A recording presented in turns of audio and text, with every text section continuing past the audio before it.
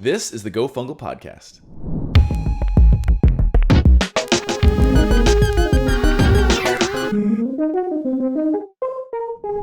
Madelaine Anderson is a video producer, creative director, and a dog lover. She is the co-founder of Talus Films, a video rooted in storytelling and adventure. Yeah. What does that mean? Rooted in storytelling and adventure? Yeah. So it speaks to the type of work we like to create and then also the type of folks we like to work with. So primarily, we're story-based creators. So my start and my business partner's start was in the independent film world of Chicago, narrative work. We love a good story. We love good characters. And so we love to dive into that deep end of video production work. That draws us a lot to working with folks who we like to say are out in the world doing good things. So whether that's, mission or purpose driven folks, B Corps, nonprofits, we work a lot with outdoor brands, which is where that adventure piece comes in quite a bit. But we really look at storytelling as going on a journey, going on an adventure. And so that's where we like to focus and like to dive in. That finds us doing a lot of work for our clients on that like top of the funnel level, boosting awareness for them through video work, taking their mission and their work and translating that into visuals and helping them build and foster connections with their audience. So that's really what we're all about. And we just sum that up saying it's storytelling and adventure, and we love it. I mean, who doesn't like adventure? If you don't like adventure, I don't want to know you. I don't know. That might be a little harsh, actually. When I think about storytelling and the way you were describing it, I think it makes a lot of sense. It's, telling human stories, like you said, that people can see themselves in versus just product advertising, where you're sort of, I don't know, maybe like highlighting features and benefits of a product. Right? Yeah. Maybe that's definitely. one distinction that comes to mind. Yeah, I think you're absolutely right on that. And I think there are ways to infuse storytelling into that type of content, but it might take a little bit more massaging perhaps. But yeah, telling those human stories is really where we find ourselves loving to play and to be. Yeah. Well, I think one really good example is I saw the brand film that you guys made about being a mom and bringing your daughter out into the wilderness, and you talk about like what that means to you and what you want for your daughter. And there's no mention of the product that you're, I guess, promoting, right? And it's for a product called Osprey, a brand called Osprey. Yeah, it's for their child carrier backpack. And yeah, the product takes the backseat to the story. And what we really were attempting there is to show a real life story that's actually myself and my daughter, my true words, my true thoughts and feelings, and to show what a brand, what a product can do for people and do for them in their lives and make them feel and allow to happen in their lives without just kind of slapping you in the face with the product and all its awesome, great features, right? So letting the real life speak for itself, and then allowing people to be the audience, watching that, relating to that story, relating to that person that they see, and connect that to the brand and have that in their mind when they're looking to go out on their like next adventure with their kids, perhaps. But again, not to totally just flat out sell. Right. Well, it's funny because my wife and I have a 2-month-old. Oh, congrats. So really exciting. And so I was watching that video, and I'm not a mom, but I definitely am a new parent. And I was watching the video, just like enjoying the story, and then thinking to myself, not even really quite thinking about it as a commercial, thinking to myself like, oh, like what kind of backpack is that? Like I would love to go outside with my daughter and maybe use that, right? And I think that's the idea, that's the point of when you're using storytelling, is like, oh yeah, I could totally see, I would love to go out into the wilderness, I'd love to be doing this, I'd love to be, and I do need something like that. Yeah, it can make my life easier, it can enrich the experience, and then that gets people intrigued about the product itself without just making that the focal point. It plays a character, like even the product itself plays a character. And when we think about storytelling, what are some of the key elements of storytelling? Yeah, I love to nerd out about this, and there's a lot of different ways to build a story. But my favorite and maybe the easiest to understand is following the hero's journey. So, a lot of brands will think, "Oh, the hero! I'm the hero. I'm here to save the day. I've got the thing. Awesome, let's go." But really, when you break it down, the hero, your audience gets to be the hero. The customer gets to be the hero, and the biggest difference there is the hero actually has a bit of a character flaw. Not that your customers are flawed, but they have a problem to which you have a solution. So they want to get from point A to point B and they don't know how. So they become the hero and you get to step in and be the guide, or sometimes it's called the mentor. You Mm. get to come in with a plan, with a product, with a solution, and get to guide them from point A to point B. You connect those dots. And that's why when we talk about keeping the product or the service sort of in the background or secondary to the story, then it becomes about the audience getting to see themselves in the story. And then you, as the guide, as the mentor, coming in and sort of helping behind the scenes, but taking them from point A to point B, that allows them to solve that problem and see a transformation in their own lives. Yeah, absolutely. And I think, there's a time and place for that kind of storytelling where you tell a story of a hero's journey. And then there are times and places for sort of more, I guess, traditional advertising, right? Where you actually do just straight up tell people, this is how the product works, Yeah. A, B, and C. Do you have like kind of a perspective on that? Like when do you do this sort of hero's journey storytelling versus maybe more traditional advertising? Yeah, absolutely. So it comes back down to strategy and to your goals overall. Like what, and this is a thing that I think a lot of brands sometimes forget about is, when you can strategize up front and see where you want your videos to live and what you want them to do, then you can have that planned out. And sometimes that planning can like, overwhelm and blow people's minds. But having that I find up front allows for a lot more creativity and flow down the line. But I always like to start with my clients and talk with them about strategy and talk with them first and foremost about their goals. So, what do you want to do? Who do you want to be talking to? Each video should have, a main goal and a main audience that you're speaking to, and then those videos live in different places along your buyer's journey. So it could be at the very top or the very beginning of the journey when they're just becoming aware of their problem or of you and the fact that you even exist. Then, as they move in and after they've learned a bit more, then they'll move down and they're in the middle of their buying journey, in the middle of the funnel, and they want to learn more. They're intrigued, their interest is piqued, and they want to learn more. So that's where the education piece can really shine and come Mm. through with video, especially. And then when they're at the bottom, they'll keep moving through the process. And when they're at the bottom or the end of their journey, they're ready to buy. So they're looking for that expertise, that authority to come through and to say, yep, this is the right choice for me, and I'm going to buy this now. Um, and video can live, obviously, in all of those different stages. It's great when it lives in all of those different places. And at the top, that's where you're going to find the bigger, broader stories, right? That's the awareness. That's where you want to draw in your audience and have them say, oh, I see myself here in this brand or in using this product. I can see myself, they're speaking to me. Awesome. That hooks them, that piques their interest. Then as you move down into sort of that consideration stage, the education stage, that's where product videos and educational videos, how to's become really powerful and important, because that's where they want to know more information. They want to say, oh, what was that product I saw in that first video? Great, tell me more about it now. And I want to know all the facets and details and like how many zippers it has and what it can do for me. Wait a second, hold on. What type of product are we talking about? Is this like a leather jacket or a Sure. zipper? I What's was a thinking zipper of based backpack, product? like a backpack with Backpack. Okay. zippers. Yeah. Yeah. Backpacks have zippers. Yeah. That makes Going sense. back to that, but yeah, like they want to know the features of the product then, and that's where you, because you've already earned their time and their attention, can spend more time with them, educating them, and that's where that type of video works really well. And then as you move down to even the bottom and that buying stage, then that becomes about like, what are your case studies? What are your testimonials? Who Mm. is singing your praises? What authority and expertise do you have that makes them go, yep, this is the right move. I'm going to buy Yeah. now.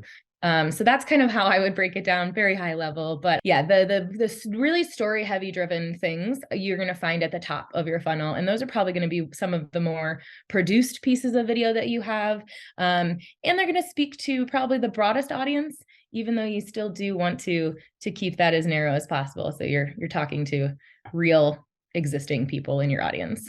Yeah. Yeah, it Yeah. makes total sense. I think it is really helpful to, it sort of helps people understand that there's a strategy here. It's not just we make creative stuff and do creative things because we like to be creative, but there is a, buyer's journey, and there are different sort of tools that line up with that journey along the way. Yeah, absolutely. So, how do you define like the ROI of video in the That's first place? Yeah, that's a great question. And one that a lot of people rightfully want to know the answer to, right? Like if you're going to spend money and invest in this piece of work, then it's got to do something for you, right? Yeah. You've got to see that come back in some way. And it's a very interesting and sometimes tricky subject when it comes to video as well, because and it's good that we've talked about sort of the funnel and where video can live, because it really ties back to that. A lot of folks will want to directly correlate, a video with number of sales, and just like make Yeah. that point A, point B. I made a video, it garnered me this many in sales, or this many sales, and that can definitely be valid. But as we just talked about, your buyers at different points in their journey. The bottom of your funnel or the end of their journey is where they're ready to buy. But you're going to produce content at the top that isn't going to be aimed at having them buy right then and there. They're not ready to do that right then. They're ready to take the next step, which is Right. why a call to action in your video is always super important. And that call to action, whether it's read more on my website, or read this blog, or download this document, or book a call with me, or buy, right? Those calls to actions are really important and need to be as clear as possible, because that is how you're going to measure that ROI. Right. That's how you're going to measure who takes that next step. And when they take that next step, that means that video, that piece of content, whatever it is that you put out into the world, did its job and moved them from one point to the next, so that they're continually moving along that journey. Yeah, no, that's a great point. Is just being really clear that if you don't have a specific call to action, how can you even measure anything in the first place? Exactly. I'm curious what you think about, are there videos that actually wouldn't have a call to action? So like a story film, like the Mhm. Osprey one that you created, what's the call to action there, or is there one? Yeah. So the call to action when you are up in that awareness stage becomes, it can become a bit more nebulous, right? A little bit more Yeah. like, oh, scratch your head. What is the call here? And that is where that particular video really does live, at that top, the awareness, letting people know that it exists and helping them see themselves in the brand's journey and themselves in that journey too. And a lot of times people think, okay, the call to action has to be in the video. I have to tell them to do something. Okay, great. What is that? But sometimes within a larger campaign, that video can live on a web page, and the call to action can actually be a part of that web page. And it all works together, right? So the video can live as part of an overall campaign, and the campaign itself has a call to action, and the video is one component of that overall piece. So that's one way to do it. But in that sense, a lot of times when you're working with those big storytelling pieces at the top of the funnel, the ROI, what you want to track is engagement. How many views Right. are you getting on this video? How many people are clicking to the next step, or going to your website to learn more, or a specific product page to learn more? And it's going to be views, it's going to be likes, it's going to be comments, it's going to be shares. So especially with social media being as big as it is these days, how are you distributing it? Where are you putting it out in the world that your audience is going to find it? And then what are they doing with it at that Mm, point? Because when you have a big piece at the top of your funnel like that, it is about boosting awareness. So the liking, the engagement, the shares to bigger and broader audiences is what you're going to be looking for, because you want as many people as possible to know what you're up to, versus trying to just get them to like buy something immediately. If that right. makes Yeah. So, and it sounds like, I mean, I totally agree, is there's a lot more oftentimes production value or investment that goes into that top of the funnel type of a piece, like a brand awareness piece. sense. And the storytelling is often more emotional. So there's more to it. Do you have sort of a investment concept for like top of the funnel, middle of the funnel, bottom of the funnel? Like, is there a Yeah. ratio of how much money we should spend on the top versus the bottom? So I don't necessarily have a ratio, but I will keep thinking on that because that's a great question. But what I would say is it is a spectrum. So at the top of the funnel, a lot of times people will spend the most money, and it will be the most highly produced. It will also tend to be the shortest amount of like the shortest content. So quick Mhm. pieces, things that really grab the attention and don't linger too long for Right. people, or don't ask them to linger too long, because you haven't earned that time and that attention from people yet. But you want to put your best foot forward. You want to look as polished and as professional as you can right out of the gate, which Mhm. is why that production quality is high and in that point in time. But as you move through the funnel, you can get a little less produced. You can get a little more raw, a little bit more, a little less investment even spent, a little bit more DIY even, because you've earned their time, you've earned their attention, because they are choosing to continue to learn more and continue coming along the journey with you. And they're trying to learn at that point even more, granular details. So you want to show them the features and the products, or the features of your products or your services. So it's more education based. And then even at the bottom with testimonials, reviews, case studies, what else, like demos. If you have, even a software that you're trying to sell, you want to show them what that is and how it's working in real time. So that's not Right. always the prettiest of video or the most Yeah. heavy in storytelling, because you want to actually show them what it looks like and how it functions and works. And they've come along the journey, so they're accepting of that. They want that type of content at that point in time. But at the top, you're really out there competing against everything else that's out in the world, and there's a lot of noise right now. So you Yeah. have to capture attention and put your best professional foot forward. Yeah. So hopefully that helps Yeah, for sure. kind of break Well, it I down. think you made a good point too about like educating and, how to video, for example, showing how software a certain software works, or, going through a series of frequently asked questions. Yep. Sometimes that is as simple as like screen capture Hmm.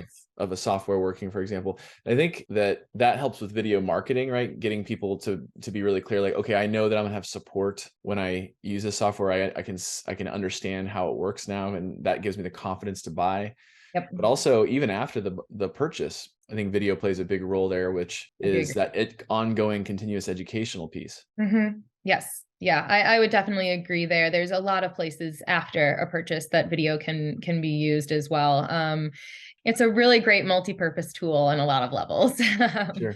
I would say. Yeah. Well, when you are talking about video marketing strategy, or content strategy, how do you help brands define their strategy? What are like the first two or three questions that get asked? Yeah. So going back to basics, really. So we want to know first and foremost, what are the biggest goals? What are we trying to accomplish? Is it more sales? Is it greater awareness? Are we switching and trying to talk to a completely new audience, this month, this year, what have you?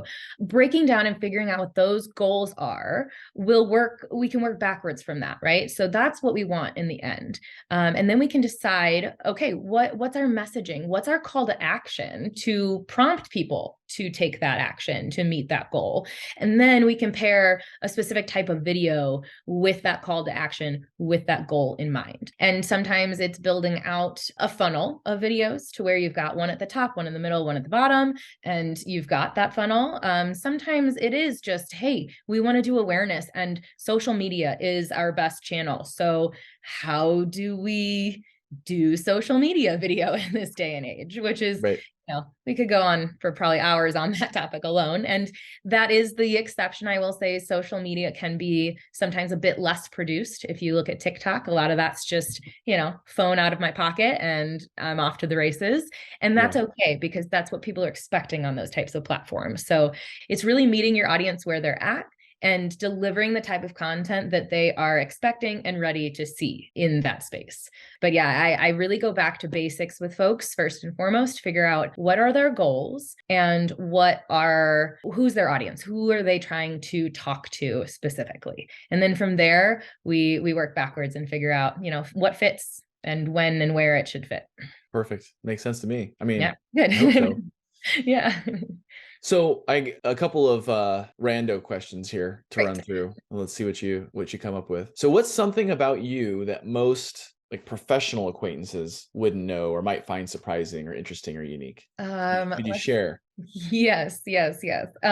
So a lot of people don't know that I spent a good part of my career and still do sometimes in front of the camera as a performer myself. And in that world of being an actor, being a performer, I I ran away and joined the circus, for lack of a better word. I'm an aerialist, so I train No in way. yeah, I train on aerial silks. So Holy it's cow. been a hot minute since the pandemic and since the birth of my daughter, but yes, so I perform and I train on aerial silks. So That's good super time. badass. It's fun. What is a word or phrase that we should stop using at the workplace, in the workplace, or anything? Yeah, I have this is I work on this all the time for my own self, and this is a great reminder. We should stop saying sorry. I am an over apologizer. There are times, don't get me wrong, there are times to say I'm sorry, but I didn't I mean to punch you in the face. I'm sorry that I did sorry, that. yes. That would be See, one time. when there's pain, when there's hurt, when Yeah. there's something that's been inflicted, then I'm sorry works really well. Yeah. But Yeah. a lot of times you can, and this is what I try to do. I try to turn it, switch the mindset instead of like, oh, I'm so sorry. I try to thank whoever I'm talking with for their patience, for their time, for their attention, whatever it is that I would say, like, oh, I'm so sorry for being, XYZ, probably a burden is what I'm thinking. And then Mm. it becomes, hey, thank you for your time, for your attention, and kind of flipping that on its head a little bit. So I think we should stop saying I'm sorry so often. I love that you gave us a solution to that too. That's a Yeah. really great solution. I love that. All right, finish this sentence and preferably in an old-timey voice if you Oh boy. can. Um, you know what really grinds my gears? Oh, Anything. you know what really grinds my gears? I'm just gonna be an old lady apparently now. It works. um, I'm there. what grinds my gears is, and this is gonna sound terrible because I'm speaking to you, but boys clubs. Boys clubs. What do you Boys mean? clubs. As in, I have worked in many professions. I'm project management and tech background, also in filmmaking, also in what else have I done?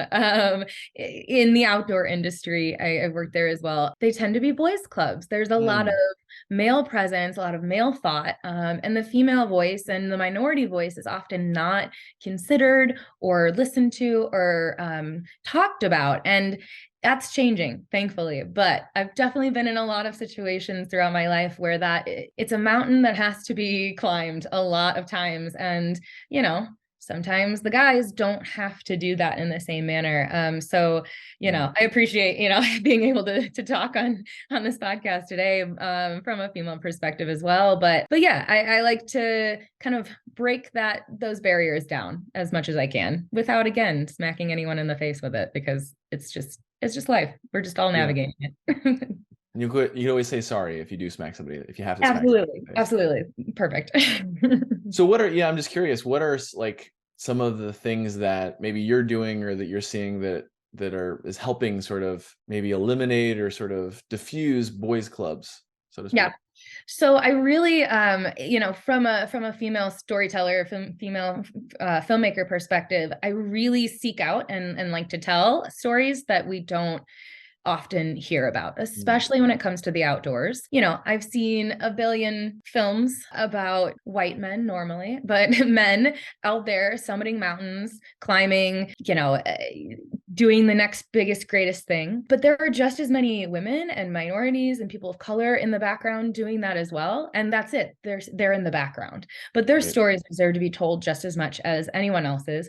And I find them, because of where I'm positioned in my life, more interesting stories. So that's what I gravitate towards to try to tell a lot of times as well, especially when I'm doing my own passion projects, or we've got a couple different documentaries in the works with my company this year.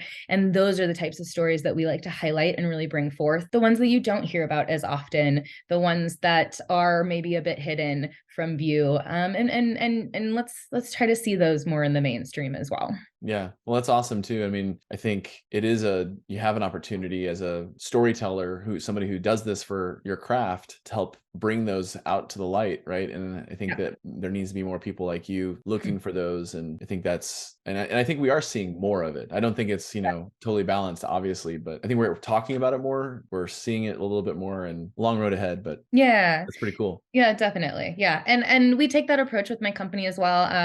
I'm female identifying, my business partner is male identifying. So we've got both of those pieces, but at the same time, we build our production teams based on the story that we're telling. Mm, So we know that not everyone is suited to tell every story. And we make sure as much as we possibly can that the folks behind the camera are matching and mirroring the story being told in front of it, so that we can have the right people in the room to tell that story. yeah. Not always the easiest, but there's plenty of talent out there, both in front of and behind the camera. So just looking for ways to elevate those folks in For whatever we sure. Yeah. can. That's a really good point. I think that's kind of been a learning opportunity, I guess, for me the past couple of years. Because I run our business, and started off with it was just me, and then slowly building a team. And one of my colleagues, who's been a friend of mine for a long time, but recently joined as a full-time person, he's very sort of outspoken in terms of just helping, amplify voices that are not often heard, and thinking about what you just said about building your crew for the story that's being told. And I could imagine, there's lots of scenarios where it makes sense to have, more women in the crew, or, whatever the case is, based off of the story you're telling, even not just because you're supposed to do that, but because it actually makes that story better and a Mhm. higher quality. And so my colleague has been a bit, like, quite outspoken about that. Nice. And so it's kind of really changed, how I think, but also just kind of how we do business, even, which I Mhm. think is a good thing. It's just, you can see it in the work too. Yeah, yeah. I love that. And I love hearing more about that for sure, just because it really does go a long way to telling the story that you really want to tell. One of the best examples that I have from Talus, from my own company, is it was actually right after I gave birth. It was my first project really back on set, and we were working with a women's wellness brand, and they had we were promoting, and they have a whole line of products for the postpartum period after women Mm, do give birth. And that was something that I was very keenly aware of at the time, having just gone through it myself. And we built that crew to be female identifying, just for comfort's sake on set, and then sure. also for the storytelling potential that there is. When you have those people in the room, they know what it's like to have those types of products and to not have those types of products. And that experience and having those voices in the room is invaluable when you're telling those types of stories. So that was a good one, that we were able to build out a really great crew for that as well. So yeah. That's great. Yeah. Great example. All right. What's a book, podcast, article, something that we've got to check out ASAP, and why? So I don't know if you are familiar with them, but Studio Sherpa's podcast is something that, as a filmmaker and a production company owner, that I have followed for many, many years. Okay. Ryan Coral is who sort of heads it all up, but there's a wealth of content there for video folks, but also marketing and the like. And I just think that, it's very human, very not it's not selling you anything. It's just trying to help. And I like that kind of content Mhm. best, I think. So that's a really awesome resource, especially for video folks. But when it comes to marketing, one really great book that I like, is Building a Story Brand Mm, by Donald Miller. Can't talk yeah. anymore. And yeah, that's really great. I think that really starts to flesh out and show you how you can build and use story within your marketing and while building your branding as well. So that would be a really great resource that I point folks to as Yeah. well. I do know that one. I think he does a good job of kind of, like, sort of translating into, I don't know how else to say it, corporate speak, so to speak, where it's Yeah. like, it's a little bit less artsy and a little bit more sciency, I guess, kind of leans a little bit more into Mhm. that, I think, which is helpful for some people. They need that part. Yeah. Absolutely. Awesome. Well, Madeline, how do we find you in this crazy, noisy world if we want to learn more about you and perhaps even work with you? Yeah. One of the best ways is through LinkedIn. I am frequently posting, hopefully, helpful tips there on video and on video marketing and strategy there. So definitely connect with me on LinkedIn, message me. I'm available, most of the time, but I love to connect with people there. You can always find me on our website as well. It's talusfilms.com. You can shoot me an email. And yeah, those would be the best ways to find me. But like I said, I'm always open to connecting and having a conversation. So hit me up. Well, I'll encourage everybody to do that that's watching. And I will not say that I'm sorry for taking this time. I will instead say thank you for your time and attention. Yes, absolutely. And thank you as well for having me on. It's been a pleasure. Awesome.